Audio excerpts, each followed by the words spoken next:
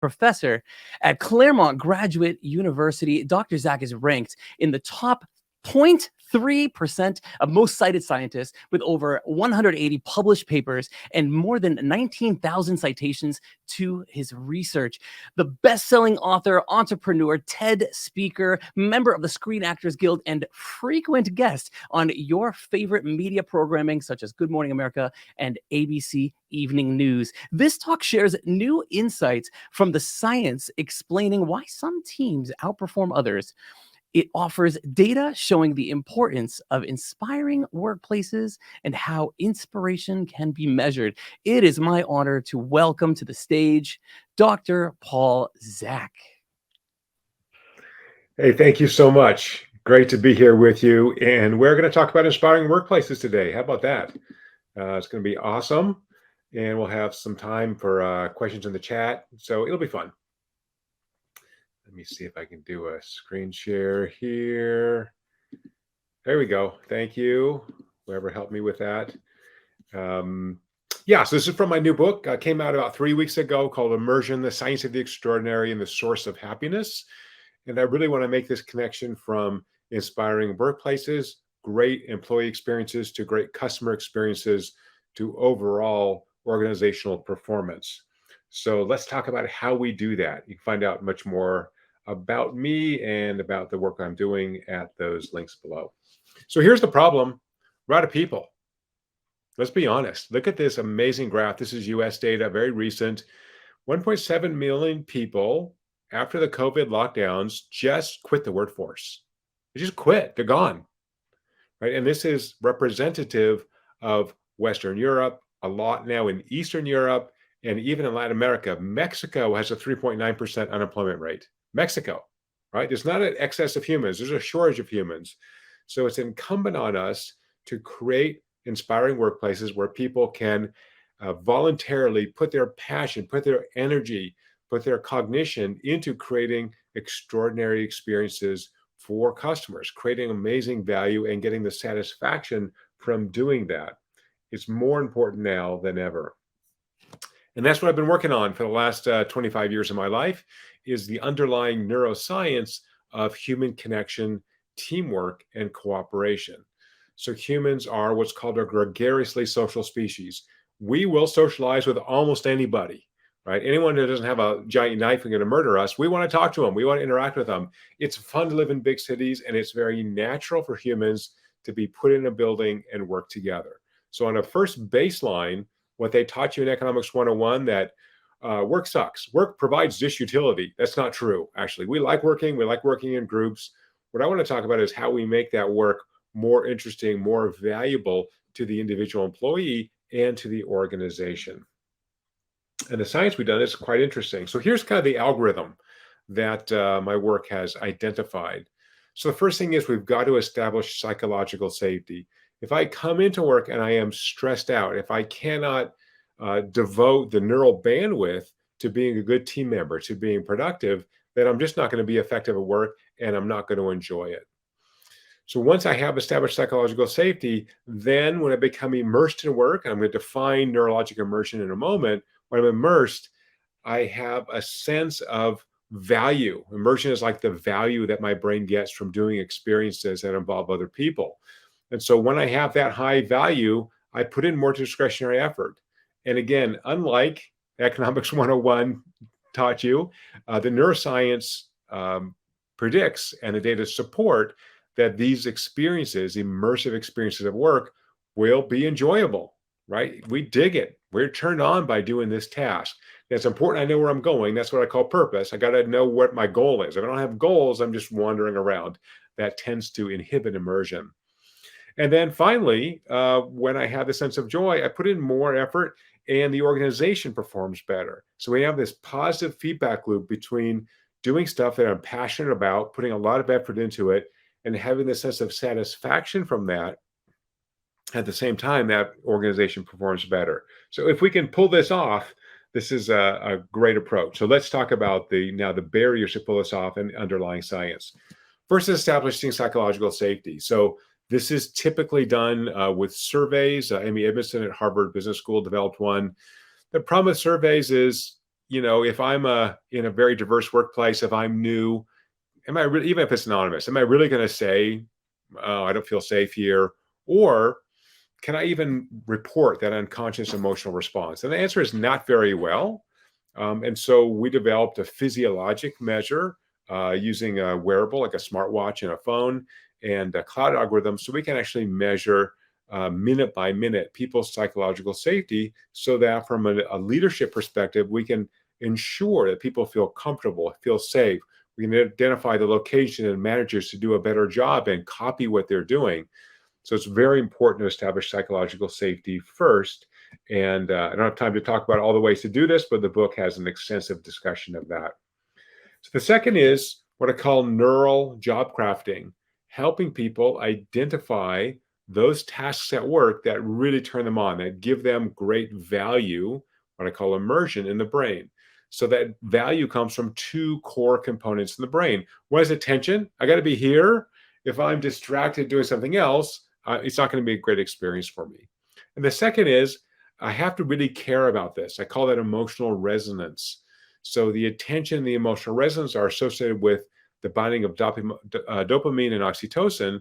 And when those co-release, it's a very weird neurologic state. And that's why I've given it a special name. And so in years and years of research, we identified that when we have these immersive states, it's almost like flow. I am just in the experience. I am enjoying it so much. I'm putting all this effort in. I'm not necessarily happy at the point of time, but when that experience is over, I feel really satisfied. Like, oh, I did something really valuable and important. And that's what we're trying to do at work. It also creates a desire to repeat the experience. So now I did going into work. It's awesome. I got a great team of people. I'm doing something important. That's my purpose and aligns with my skill set. Gives me a chance to do things that I really care about and even grow in how I do them. So that's the sort of a formula for that. And again, we developed a technology where we can measure immersion second by second, physiologically, not bothering people with a survey, not asking them to rate something that's really difficult to rate, how much you care about something, right? Compared to what? Compared to my kids, compared to my dog, it's not really clear what caring means. And so this really moves us beyond this broad term engagement and into passion, into this emotional connection to the tasks I do at work. And indeed, we find that when people are immersed at work, they are more productive, more satisfied, and importantly, because we're running out of humans, they are more emotionally healthy. And I think that's really important. We've got to think about not only creating a great workplace where people are comfortable and they can perform well, but they leave work as emotionally healthy as when they came into work. If we are beating people up, and I'll show you some data in a second, then we're really inhibiting not only their ability to be great employees, but their ability to be great human beings. And that's not good for anybody. So what inhibits immersion? Interestingly, stress has a non-linear relationship to immersion at work. There's an inverted U. So moderate stress, good. I've got goals. I've got purpose. I know where I'm going. I'm going to draw on all those social resources from my colleagues. I'm going to put in a lot of cognitive effort. So a little bit of stress is good. So we call this challenge stress, right? I want to be challenged. I want to have those stretch goals, right? Those are super important. If I don't have them, then it's like, I'm going to pick on someone's name in the chat. It's like Stefan's brother-in-law who sits on the couch and just plays video games all day. Like this guy's not at all engaged, right? So that's not good for anybody. So I want to have goals. I want to have things that are going to push me to work a little harder. On the other hand, if I have too much stress, I'm beyond that inverted U curve. Now I have chronic stress, and that's not good for performance.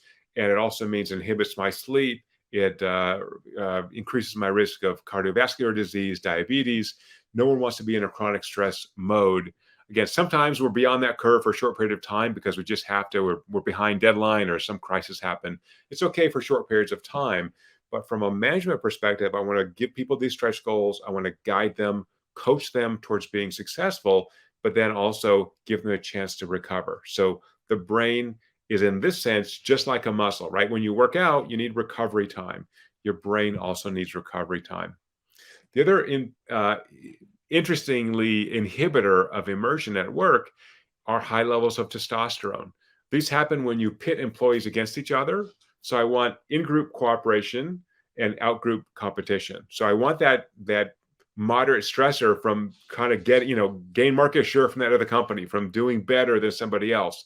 That's a great motivator. I don't want to pit people against each other like in the old Jack Welch GE days of rank and yank, right? Google tried that early on. It's a really bad idea, right? What I'd rather do is remediate people who are not meeting their goals and try to coach them up into being successful at work. And then lastly, 2% of the population are psychopaths. So we've, in my lab, studied criminal psychopaths. They have very unusual physiology. They don't get immersed in group experiences. They are self-focused. They're impulsive. They are not good team members. You're going to get rid of most of them through interviews because they don't hold jobs down very effectively. They go through jobs very quickly because they're brilliant, but nobody realizes it. So those people you're not going to be able to remediate. Get rid of them. Having said that, we should avoid what's called the fundamental attribution error. We have this knee-jerk approach, which is if I see, I'll go with Stefan again. I see Stefan behaving badly. He's always been wonderful to me. And then at work, he's just cranky. And in my brain, I go, oh, yeah, Stefan's a bad person, right? So that's attributing his behavior to a defect in his personality. And what we find neurologically is that almost all the people behaving badly at work are good people having bad days. So high levels of stress, maybe too much competition, too much hierarchy, people dictating to what they have to do, as opposed to coaching them to be successful. And that inhibits their ability to really connect to their colleagues and do productive work. So kind of key takeaway is don't expect humans to be consistent, right? Our brains live in a soup of about 200 neurochemicals. These are changing all the time at millisecond frequency, and we're not aware of it. And if you see someone who's generally been a good person, good colleague, and they behave in a weird way, be tolerant. It's okay. We do it too. We just don't realize it because it's happening to ourselves. So from a management perspective, have some flexibility in how you manage people, because we're all going to have bad days, including yourself. Now, if the bad days continue, we need to have a conversation. That's a different story. Okay, so the measurement platform we created was from using, very expensive lab equipment and fine calibration to pulling data from smartwatches and fitness sensors. And we have written code that lets us infer the activity of the cranial nerves, the brain's output file, in real time using parallel processing in the cloud. And so we can use that, and the book is based on 50,000 brain observations that no neuroscientists have ever captured that much data, because people at scale collect data. So a couple little takeaways. One is this is a meeting from a team meeting early after the COVID lockdown started stopping. And about half the people here, and this looks like 15-person team meeting, were in person and half were remote. And the platform has, as I said, over 50,000 brains now, so we have really good norms. So if I look at the top row and I look at psychological safety, that is the neural bandwidth I have to engage with others. This looks pretty darn good. So gray means you're right in the middle, no problem. Green, super safe. A little bit of red here where people are like, I'm getting a little stressed out. But compare that to the in-person, green almost all the way, just a little gray and red in the end, to the remote. So I don't want to say that this is representative data. I think this has changed radically now that we're out of lockdown pandemic period. But in this meeting, these remote people are stressed out, right? They're working at home, they're by themselves. I don't know, babies crying, dogs are barking. So this is for this company, for this data, a call for return to work. As social creatures, we need to socialize, we need to collaborate together physically. And we see this very clearly in these data. From the same meeting, now we look at immersion in the meeting. There's a high positive correlation between immersion in the meeting and information recall from that meeting weeks later. So if I immersed you in the meeting, I'm creating a higher ROI from that meeting. So other than this little blip in the beginning where people are not immersed, looks great all the way. These green dots are the statistically significant peaks in immersion. So those are the items I will remember the most. And again, I see this big difference between the people who are in the middle row, who are in person in this meeting, a little red in the beginning and then greens and grays, everything's good, versus those who are remote. And that's a little bit of gray, but basically red all the way. These people are checked out. They're not getting as much value from that meeting, primarily, I think, because they're isolated. Again, I don't want to claim this is representative data, but I want to show you that it's fascinating to be able to measure immersion and psychological safety in real time at scale, any place people are working. So here's the ROI. When we look at individuals who are in the highest quartile of immersion at work versus those in the lowest, we find those in the highest quartile face less chronic stress. They have double the energy at work of people in the lowest quartile. They are more productive. They enjoy their jobs more, just like the neuroscience predicted. They're more likely to stay with their employer in the next 12 months. They have greater alignment with the organization's purpose. Of course, they enjoy their jobs more. In studies we've done in for-profit businesses, we find greater innovation when immersion is high. I'm tight. Immersion, I'm connected. I have a great sense of trust with my team members, and I innovate at a higher rate because innovation means I could fail. If I'm going to get screamed at because of trying something different, people aren't going to innovate. And then, as I said earlier, people working in immersive businesses are better citizens, they're better parents, they're better spouses. They take fewer sick days, they're not being beat up at work all day because they do what they love, and they're more satisfied with their lives outside of work. It's really important to focus on emotional wellness. And speaking of that, we just published research. This is open access. You can find this online just a couple of weeks ago, showing indeed that in vulnerable populations, the metrics on the immersion platform predict mood troughs and energy troughs in vulnerable populations 2 days in advance with 98 to 99% accuracy. So we can tell before an employee faces burnout, takes a sick day, needs a mental health day, we can identify that in advance. So we're seeing more and more companies using our platform to measure people who face chronic stress, first responders, people in very high stress, continuous stress jobs, so that we can create interventions and have a piece of technology that motivates you to use an intervention before you have a crisis. And again, we've got to keep these people at work inspired, passionate, putting in that great effort, getting a satisfaction from doing something important to themselves and important to the organization, but keeping them at the same time emotionally healthy. If not, we're just going to lose them. So here's the takeaway. The causal link here is establish psychological safety that facilitates trust. Once I trust my colleagues, it's much easier for me to be immersed in my job, to really get the value out of that job and do it well with high discretionary effort. I get that job satisfaction that keeps me working. These are measurable at scale and can facilitate organizational transformation. Socialize. It's really important. You've got to be in the office at least some days of the week. And if you are a leader of an organization, you should use every tool possible and cheat. And by cheat, I mean have beer and pizza on Friday at 5. Have monthly birthday celebrations. Have a reason to get together. Celebrate victories regularly. Celebrate the people who work for you regularly, and give people an opportunity to get together.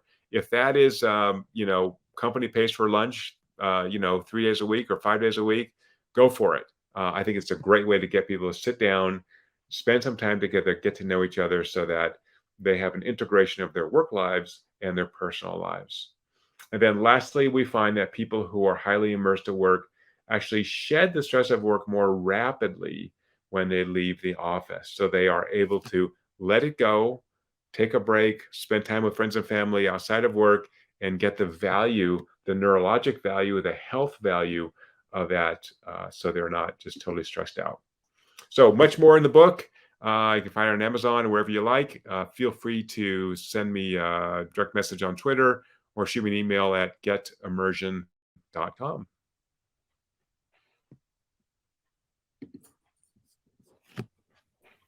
Thank you so much, Dr. Zach. That absolutely incredible. Starts with psychological safety. I can't wait to read that book. Thanks again so much for joining us.